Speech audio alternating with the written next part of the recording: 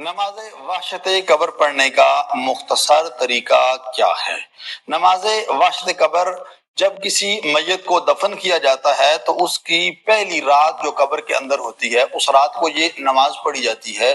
بہت ہی آسان طریقہ اس کا، آپ نماز مغربین پڑھنے کے بعد نیت کریں میں پڑھتا ہوں 2 رکعت نماز وحشت قبر فلاں مومن کے لیے قربتاً الی اللہ۔